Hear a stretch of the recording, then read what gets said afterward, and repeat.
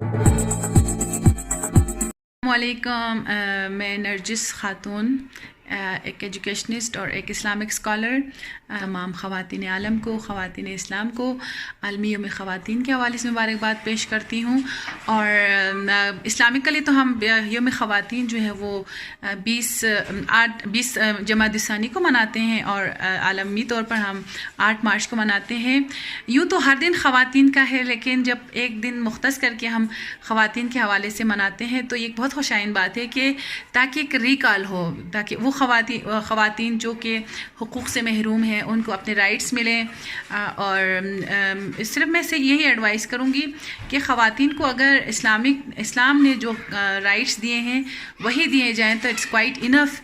تو back to the knowledge of Islam, کہ اسلام کی طرف واپس آئیں اور عورت کو وہ حقوق دیں جو اسلام نے دیا ہے۔ تو اسلام نے عورت کو جو ہے وہ گھر کا ایک وزیر اعظم بنایا ہوا ہے، اور عورت ماں ہو تو اس کے قدموں تلے جنت ہے۔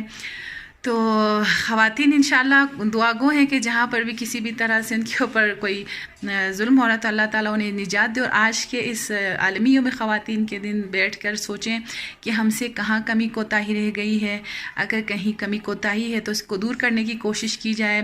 اور women empowerment is very important, کیونکہ جب تک ہم ایک خاتون کو امپاور نہیں کرتے، اسے آزادی نہیں دیتے، آزادی جو اسلام نے ہمیں دی ہے اس کو نہیں دیتے، تب تک ہم ترقی نہیں کر سکتے۔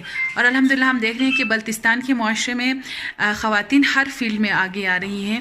تو اس میں صرف میں یہی کہوں گی کہ کیونکہ اسی لیے خواتین ہر فیلڈ میں آگے آ رہی ہیں کیونکہ ہم اسلامکلی ہم ہر چیز کو لے کر چل رہے ہیں، اور سوسائٹی کے حوالے سے بھی سوسائٹی کے انہی نارمز کو لے کر چلتے ہیں۔ تو بہت ہی زبردست اور خوشائن بات ہے کہ میں ویمن ڈے کے حوالے سے آپ کے سامنے کچھ اپنے ویوز شیئر کر سکوں۔ تھینک یو سو مچ۔ اللہ حافظ۔